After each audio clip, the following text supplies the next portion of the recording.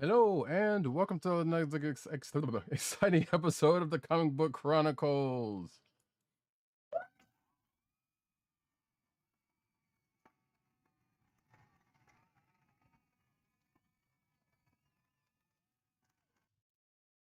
Yep, tongue tied but not tongue twisted. Let's face it. This here is the Comic Book Chronicles. Welcome back. We're good, I think. Um, I am your host, Roddykat. You can find me at Roddykat on Twitter. You can find me at News Notes Need on Twitter. You can find me at CBCaps on Instagram. Carolina with Columbia down the way. And the sound effects you've heard come from none other than our man in Brooklyn, one agent underscore 70.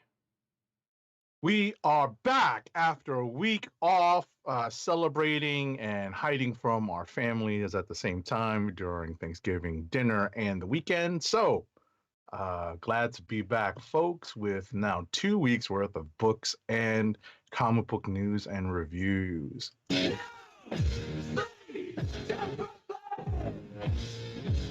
was literally my theme song for the weekend. And I believe there is. No, I was about to say, I thought there was a book that actually brings up Brooklyn, but it kind of just references it. Never mind. But yes, folks, like agent underscore 70 said, I don't know why I'm doing an underscore because what the freak. We are back. Hope everybody had a great and wonderful Thanksgiving, or if you're international and don't celebrate it at all, had a good day or good day off if you got one. I don't know. But before we get into this week's books, we are going to take a trip into the last week for a little bit of an impression, hopefully spoiler free impressions of the first three episodes of Hawkeye from Disney Plus. So the first two came out last week while we were off, and as of this recording, the third and most recent episode came out yesterday. Right. So I'm going to ring the spoiler bell just in case you don't want to hear anything about Hawkeye. So please feel free to fast forward or go la la la la la la la and not listen for at least a few minutes while we go over some of our impressions. Where Roddykat and I discussed this earlier. We are not going to do any sort of recap, but we're going to give very broad stroke impressions of these first three episodes so far and where we might foresee things going, which is somewhat spoilery territory. So I'm going to ring the spoiler bell in 3, 2, 1. Yeah. All right. So, and they're off. Yes. So, folks, Hawkeye on Disney Plus, like I said, came up last week, and the first three episodes was out. And I will just go ahead and get the bury the lead here. Or not even bury the lead. Just go ahead and say that I've been enjoying it so far.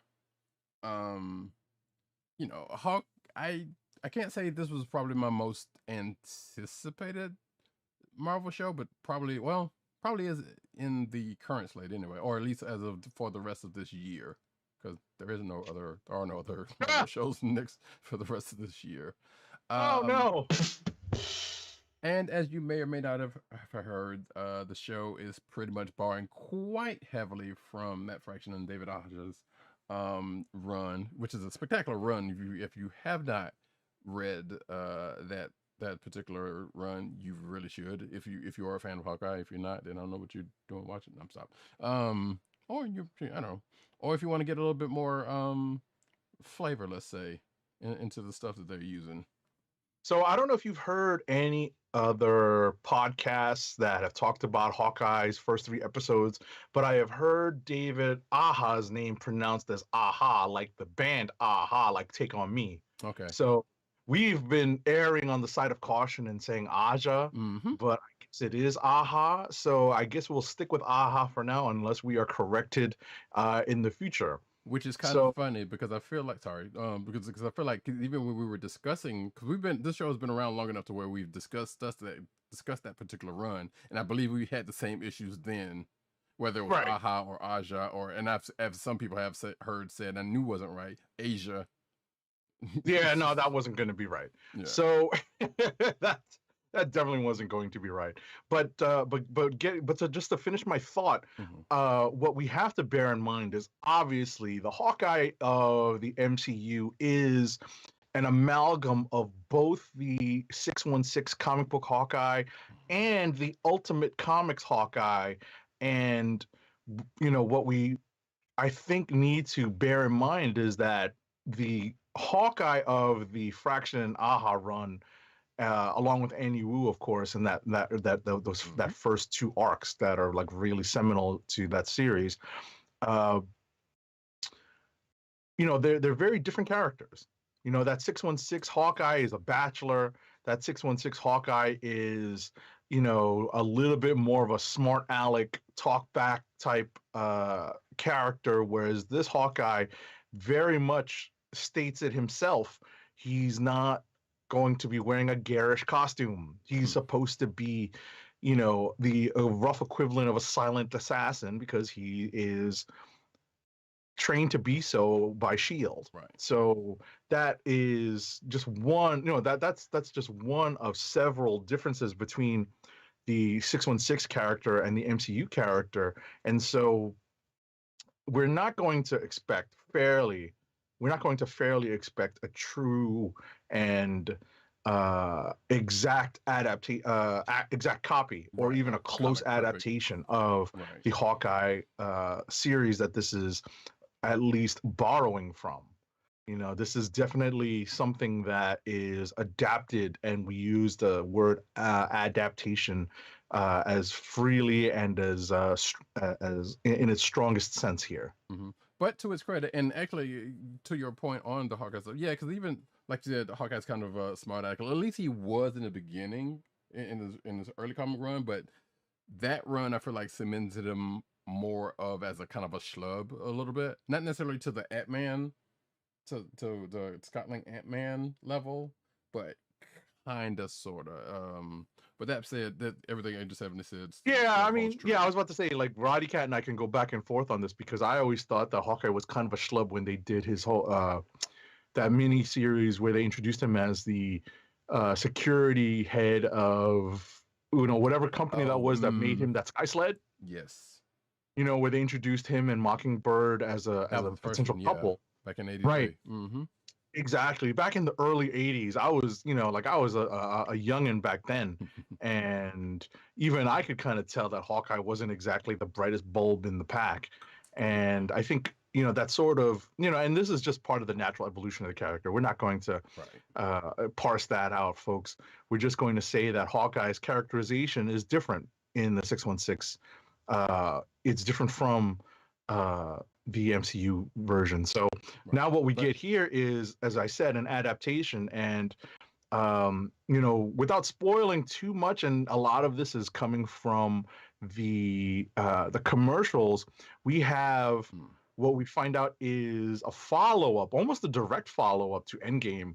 We found out in some news stories that this is actually roughly a year after Endgame. It was supposed to, I think they came out and said it was 2, but I guess it was revised to be roughly 1.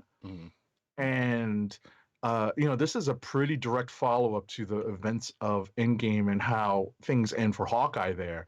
So, that's not really much of a spoiler. Right. It's just that we have to set this particular series in the timelines that we've started to establish post Endgame.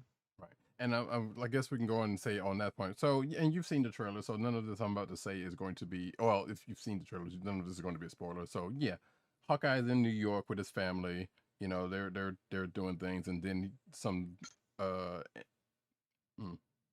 and then some things caught up to it. So some things caught up from him from the time, but as I just said, some in-game times, or more, I guess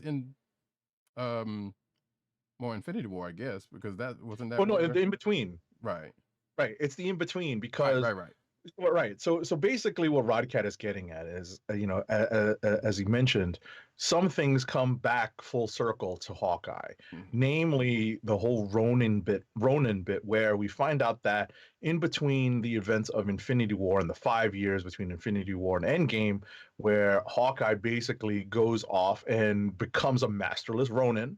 Hmm. and goes off and does his whole vigilante shtick and literally lays waste to the criminal underworld in very many parts of the world. And that particular crusade of vigilantism comes back to him in this series. And to their credit, I do like how they kind of marry that to the adaptation of the Fraction Aha run. Mm-hmm. So they basically said that, well, he ran afoul of these folks from that run. Now the only thing I'm kind of not liking, this is kind of skipping ahead a little bit because like I said, this is whatever. Um, he in the comics he was not the first one to wear the mantle of Ronin. He was actually the second, although it was in the same series as the person we met in this last episode 3 of Hawkeye, and that being Maya Lopez, Echo. They did not play it that way, which again goes back to what Agent 70 saying is like there's not going to be, and she didn't show up in the fraction run at all. So like they're marrying a few different things here. Oh, they're marrying several different things here, namely some David Mack issues of Daredevil, and we'll get to that as well, because that's where Echo comes in. So there is, in fact, and let's take a step back and just continue talking about episodes 1 and 2, where we have a setup. We're introduced to the premise of Hawkeye's being in New York for Christmas time and why he's there and why he would be dealing with some of these characters on a different in a different frame of reference than it was in the Hawkeye limited series, the Hawkeye series. Right. But still the same characters. Meanwhile, we also get the introduction of Kate Bishop, and bear in mind, Kate Bishop was not a new character in the Hawkeye series. So they have to do a little bit of the legwork in this TV series to introduce Kate Bishop, create her character, show some of her motivations and personality and backstory and context of her family and other supporting characters. So it's not going to be exactly the way we meet. We're not going to meet the same Kate Bishop that we meet in the comic series in this TV series. And I think that is something people need to bear in mind. Yeah, I haven't read some of the negative reviews of this show, but I have a feeling that's where some of it seems to stem from. Oh, really? Actually, I don't think I've seen any negative reviews, but again, I haven't really been reading any reviews at all. So that's probably, I've saved myself that kind of issue. But yes, like Agent 70 said, we do meet up with Kate Bishop, and as you said, they did do the legwork. In fact, going so far as to doing it in the first title sequence for the first episode, they kind of set that all up if you were paying attention, and then going into listen, they actually put Kate Bishop on the ground in New York City during the Battle of New York in the first Avengers movie, and that is a big part of her origin story, which is obviously not what it is in the comics. So talk about bringing things full circle. We have a character who's literally born in the rubble in the aftermath of the Battle of New York. Which actually brings up a question that I had for the last episode, because of something that happens, or where they end up at the end of that episode, basically. But we'll get into that right now. We are also in the course of introduced to a couple other people, like Kate's mom. Well, Kate's mom and dad, but the dad, takes a hasty exit during the battle. one way to put it, anyway. And her mom, who is still in the series, to which she's also in the comic book, so that's nothing new. But although they might have possibly flipped a little bit, I can't remember so far, because we know, if I remember from the comics, her dad was kind of into some shady stuff, but her mom, questionable. But they might be flipping that for this. Exactly. Well, it seems like both Vera Farmiga, who plays Kate's mother, Eleanor, and the father were probably into something shady. And that is yet to be revealed, but we're going to find out. And what we also find out in the next several episodes is that post um, Vera Farmiga's character becoming a widow, she also, gets in with, like starts to see another man, and that other man is pretty shady as well, and that is the impetus behind a lot of the hijinks involving the Ronin costume. Yes, at least yes, very much. That's pretty much like Age of 70 said. It was like that's kind of what gets some of this ball rolling. What say? Yes. Which so this is probably gonna be a slight bit of a spoiler for this. I can't remember, but I feel like the character at least showed up in one of the trailers. So, if I'm not mistaken, but the character that shows up is Jack Duskane, who comic book people would know as the Swordsman, and the Swordsman originally trained Hawkeye, the original Hawkeye, Clint Barton. Right. And now they kind of adapted it to where he is now dating Kate Bishop's mother. Now I'm kind of curious as to whether they're going to wrap that back around to him and Clint know each other somewhere, or they're just not going to do that and just kind of tie him to whatever shady business he's doing now and having to do with Kate's mom and Kate Right. by proxy. Right. It's weird because, the Clinton Barton that we know in the 616 is a carny. Yes. He's a traveling carnival act.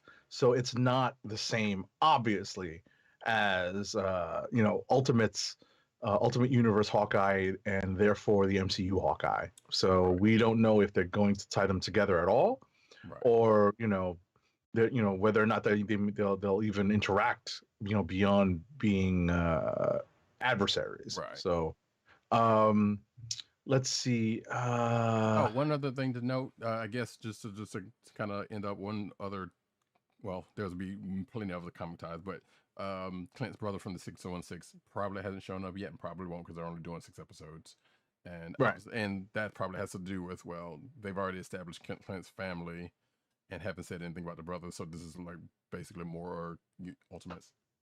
Actually, in the Ultimates, I don't think he had a family either. But regardless, I don't remember. Yeah. I don't remember. I don't think what I would say is, without we're doing our best to not spoil too much that's not in the trailers. What I would say is there is an excellent sequence in second episode that involves LARPing.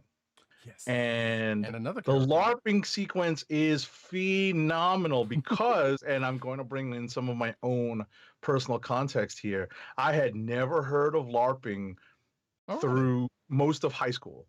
Oh, okay. Right. So I had probably seen the acronym, heard the acronym, didn't really understand the acronym. Right. When I say didn't understand the acronyms, is I just couldn't put 2 and 2 together. Gotcha. And when I got to college, I would see signs for LARPing like throughout the student union. Like when I went to where I went to college, and I was like, what are they doing?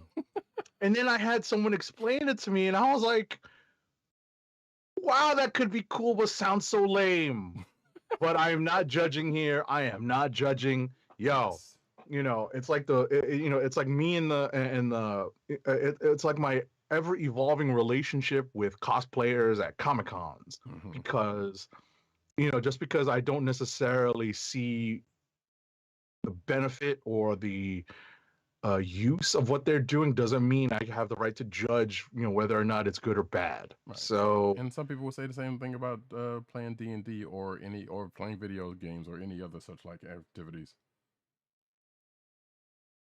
Right, but there's some really, really funny sequences in that LARPing scene. I'm not going to explain why there's a LARPing scene. You just have to watch it. Right, but we do meet another character in there that was attached to that Hawkeye series. But also, I forgot to mention, we also meet in these last 3 episodes, or particularly in the first episode specifically, the most important part of that Hawkeye series, and that being one Lucky the Pizza Dog. That's right.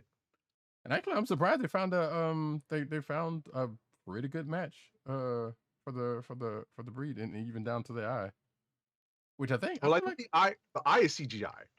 Is it? I'm pretty sure the eye is CGI. Oh, okay. I thought that was actual. That was my understanding, but like you said, they got a very, very good dog. Gotcha. You know, in more ways than one. Good dog. Indeed.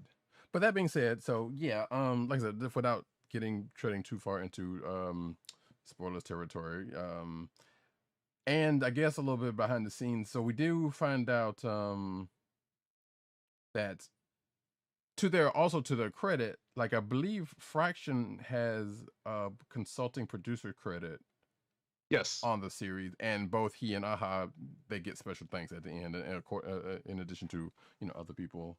Can't remember if Annie Wu was in it. And I don't know, but I should go back to that. But regardless, so at least they know they've looked.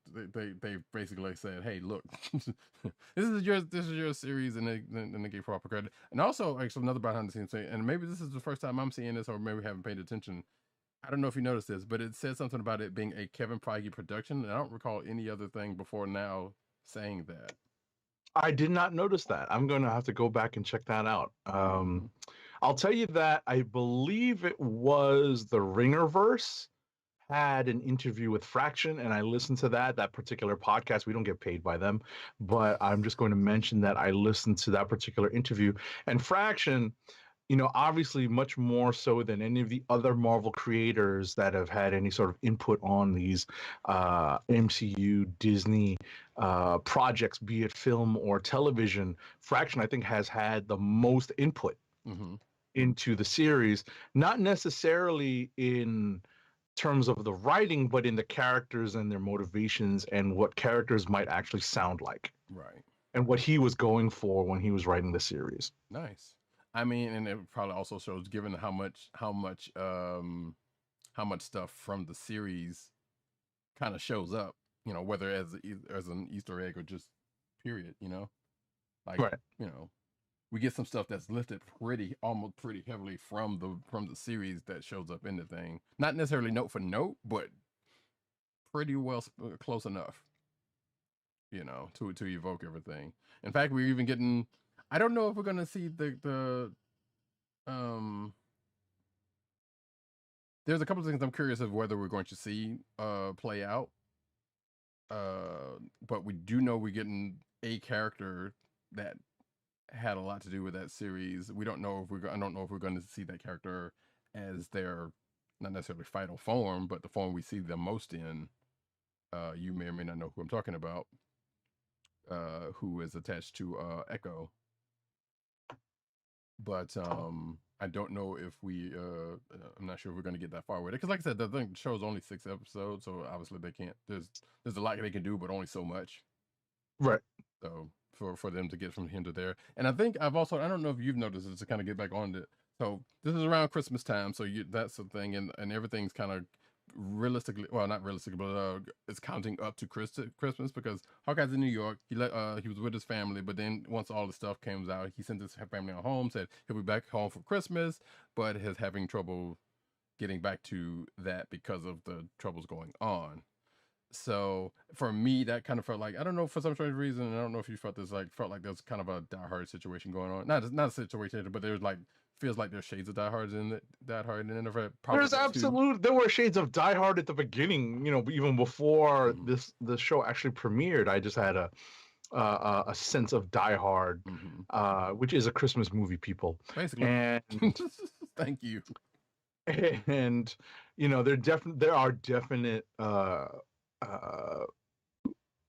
vibes. At the very least of Die Hard in this series so far. So we'll just very quickly touch on episode 3, because episode 3, it has many of the big action sequences that we've seen so far that have been revealed in the trailers.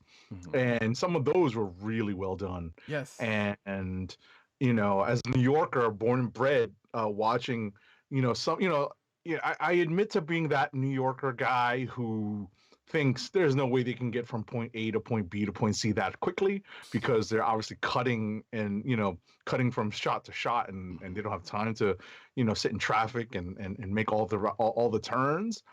So they obviously edit out a lot of the different routes that they would be on. But ultimately, I appreciated some of that action. they're crossing the Manhattan Bridge in one scene, and I definitely appreciate that because the majority of the trains that I take home, to and from home into Manhattan, cross the Manhattan Bridge. So I am intimately familiar with that particular crossing, and I have been for many, many years. Oh, forgot about one other aspect. Speaking of that, Chase, because um, while we got introduced to this group pretty much from the first episode, we get to see, I guess, a major first act car chase with the two Hawkeyes and the Tracksuit Mafia, who Bro, are exactly bro. who are heavily all over this series so far, and it was so great to see that. And as Agent 70 is saying, they were doing the bro all the time, and I was like, oh, this makes me so happy. And the best part is, they're vaguely Russian, vaguely Eastern European, right? We're not 100% sure. Yeah, kind of Slavic. And you know, reading it on the page, you can sort of imagine what it sounds like, but hearing them actually say it, now you've actually put, sound to to written word. And so I'm never going to reread that comic again and not hear, bro. I feel like I was already doing that, but yeah, you're right. It does kind of give you a little bit more to actually hear it out in live action. Just a little bit more context, because there are plenty of people who Americanize their accents to the point where you can say, bro, bro. So I probably heard it that way in my mind when I was reading it back then, not necessarily reading it as an Eastern European / Russian accent, but now hearing it this way, bro, is awesome. But episode 2 and 3 involve also the introduction of one of those Daredevil, that reference to that Daredevil centric character that is being adapted for this Hawkeye series. Right. And that's not even a spoiler either, because that was already put forth in lots of the materials leading into the show and in the trailers, if I'm not mistaken. Yes, she has definitely shown up in the trailer. Now, Right. to that end, people are taking that, and it kind of seems like it could possibly be the case, but I'm still not convinced about it. That another Daredevil centric character could possibly show up because of that. There is a specific scene in this third episode that strongly hints at it. Yes, I think there could be a swerve. I think it is. There could be a swerve, but I hope it's not. And I don't think it's who I feel like it still probably won't be who they think it is playing that person. If it is the bad, I would like it to be, right, but I'm still not convinced that that's the case. Right. And we've been trained to not expect anything. We're trained to be surprised. Marvel, at least with regards to things that aren't related to Tom Holland and Mark Ruffalo, is very good at keeping secrets. So we don't know. We're not going to speculate whether or not this particular actor is going to reprise a particular role, or if this is going to be a swerve. And the swerve I've heard is that character is actually Kate's father. Sure. I can see that. But my instincts say no. I think it is actually what everyone hopes it is. Simply because the bar that's being rousted is called the Fat Man. Oh wait. I don't know if you said that. I didn't hear you. You kind of cut out for a second. Oh, I said the bar that's being rousted by Ronan. Oh yeah, I know what you're talking about. Yeah. It's called the Fat Man. So that's what I was saying. Yeah. So yeah, I think I cut out just in case I was going to spoil anything. But bottom line is, there are strong hints of that character coming into play here, and whether or not that plays into the Bishops and their family business remains to be seen. Yeah, like I said, we shall see, because like I said, we still got 3 episodes, and we are also knowing that Echo is going to get her own series. Whether that has anything to do what probably more likely is going to come out of this, because that would be crazy not to. but still has more to do with that particular situation. I guess we will see whenever whenever, whatever plays out here and whatever happens there happens, Right. Um, That episode 3 is very, it has a lot of aspects to it. It's not just a big chase. right. There are some very quiet, heartfelt moments in this episode as well. Namely, the side effects that Clint Barton experiences as a result of all of his Avenger duties, and how that has affected him, and how he's had to deal with that, and that particular side effect, how that stays with him, and how he gets around, how he works around that. So, that's again me doing my best to not spoil. I would recommend catching up on this. It's only a 6 episode series. We are halfway done. So we are hurtling to the end. And if you look at the calendar, we only have between here and No Way Home 3 more episodes. Right. It finishes the same week as No Way Home, right? I believe that's true. Yeah, because they put the 2 out last week. So because if it hadn't, the last episode would have been out on like the last week of the month. So that's probably why they did the 2 episodes now. I mean, off the bat, and then so they can finish out before Christmas, and probably in line with. No. It finishes out after. Oh my God, that's so fast. Still? Look, today is December 2nd, right? And then we just finished episode 3. Episode 4 is the 8th. Episode 5 is the 15th. Right. But that's the week Christmas. That No Way Home comes out. Oh, okay. But it'll still finish before Christmas, though. Right. It'll finish before Christmas, but we're actually going to get No Way Home before we get the last episode of this, which leads into some of the other minor conspiracy theories. And I hate to use the word conspiracy theories, but in this context, it's really just a theory that some characters may be revealed at certain times, and it's being timed so that it's not not as obvious. Right. But if it had gone the way it was supposed to, it'd have been as the 1 episode a week. It would have still been like 2 more weeks after that, and it would have been like the last week of the month before this series ended. Right. And ladies and gentlemen, I'm already looking at the calendar because, as I said earlier, I've already got my No Way Home ticket. So that means in 2 weeks, we're going to be on Movie Protocol again. Wow, it's so fast. We'll talk about that because we got some news on that later in the news. And speaking of that, we should probably wrap this up. Impressions so far, I'm enjoying it so far. Hopefully it sticks to landing. And actually, the one real quick question, because you just mentioned something I wanted to bring up. How they handled that situation with that. I kind of like that. I'm like, that makes a lot of sense given what we know in the MCU, how they handled that situation with his particular predicament with his. With Hawkeye, yes. Because I wasn't sure if they were going to. They clearly weren't going to do the original comic book reason, and it wasn't going to. They haven't set up what happens in the Fraction Aha series. What happens to him, and I don't even know if they're actually even going to do that. But his initial, impediment, I guess you could say, was like, all right, yeah, that seems in line with what has already happened. So perfectly practical and reasonable explanation. So it's nothing that anyone would take issue with because it makes a ton of sense. Right. So that being said, like I said, we can kind of push it along. But yeah, it's been a good series so far, and I'm looking forward to the rest of it. Absolutely. Ladies and gentlemen, listeners and viewers of the Comic Book Chronicles, we definitely implore you, we definitely suggest strongly that you watch this Hawkeye series.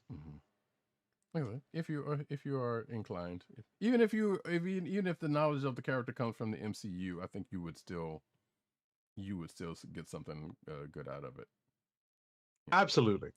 That being said, we're going to go on to the books of the last 2 weeks. We're going to start with a book from, oh shit, I know I forgot something, but that's fine. We'll work around it.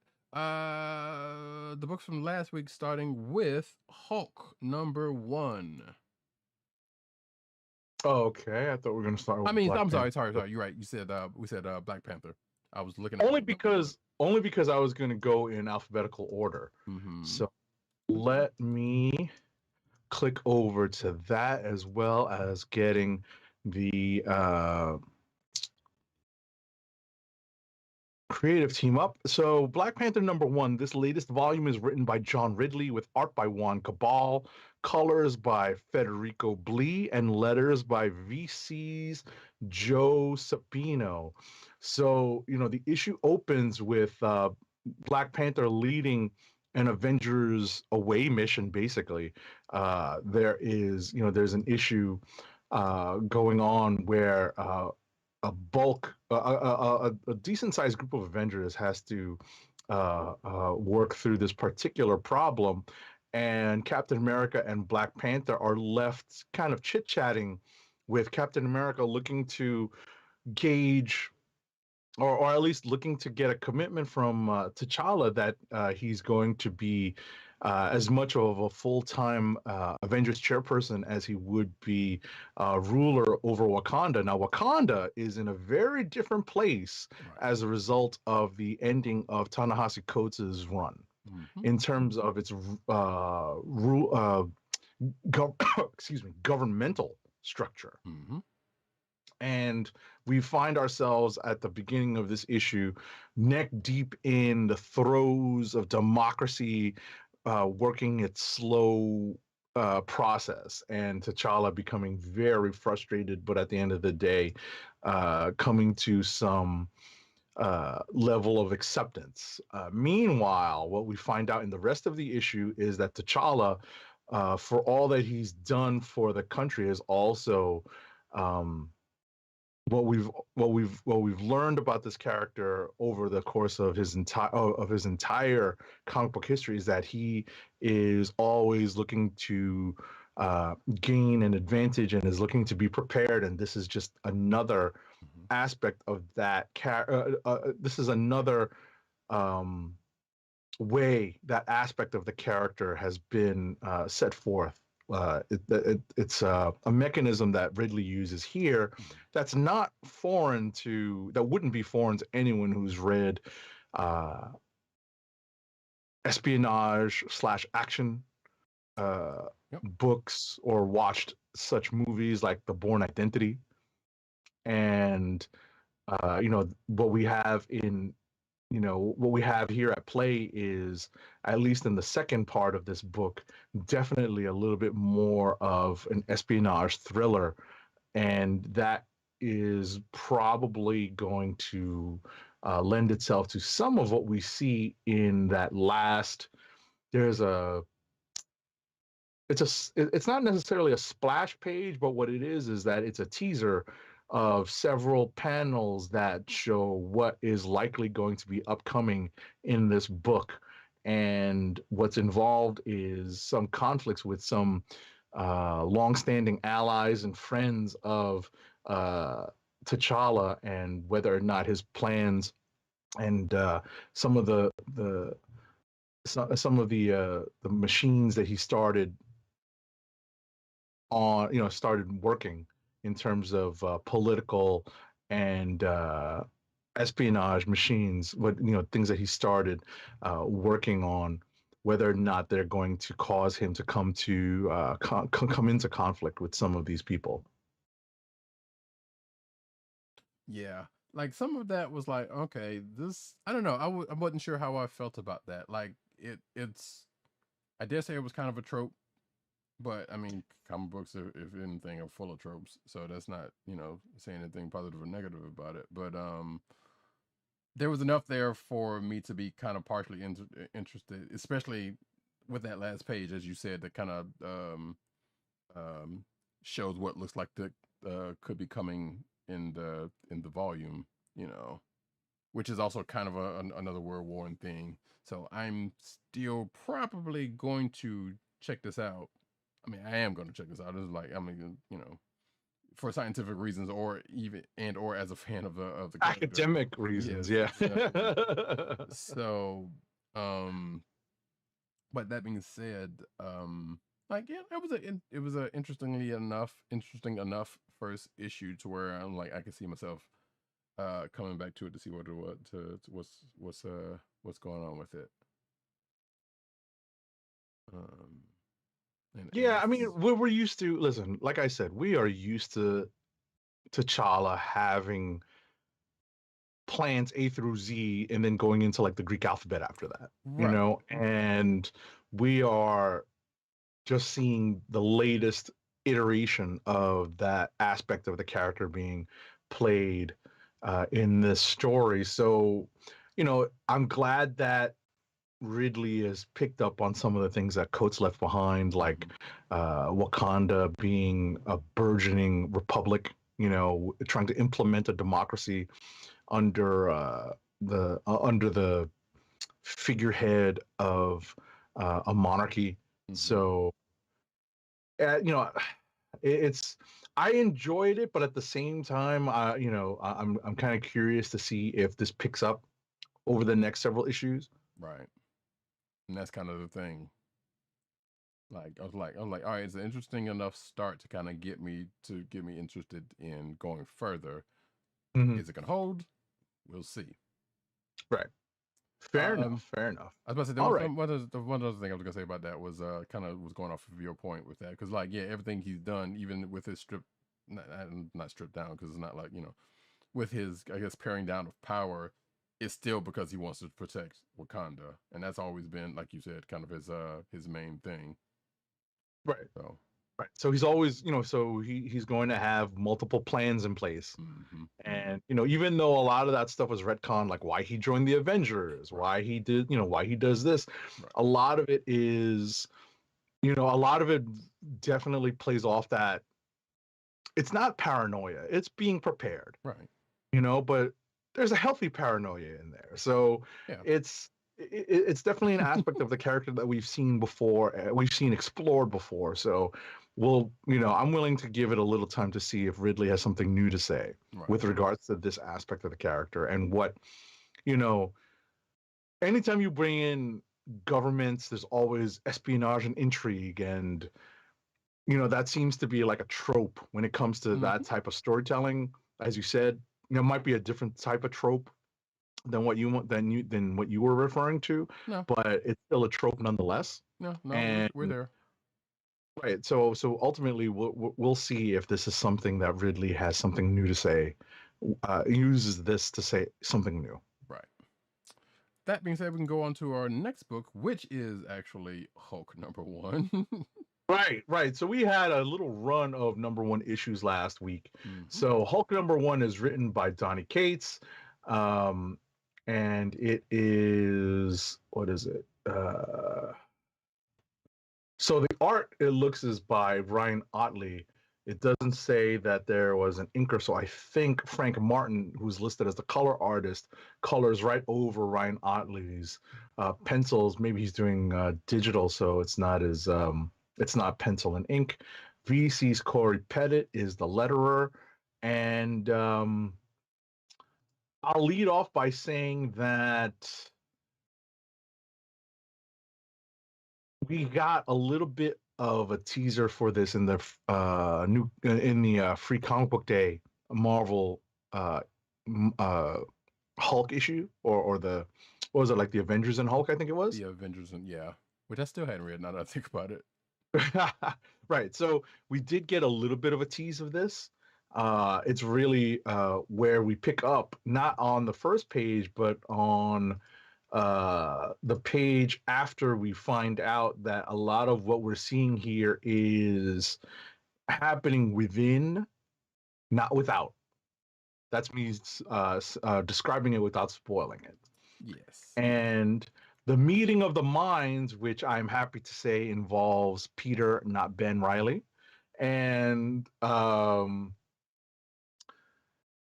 you know, this, you know, what's being discussed here is probably probably comes right after what's been happening in or what happened in that free comic book day story. Right.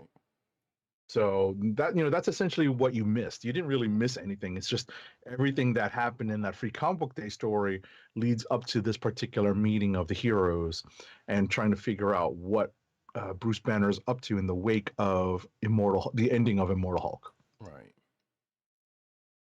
So the only thing I can really add to this is, like, I also read this, but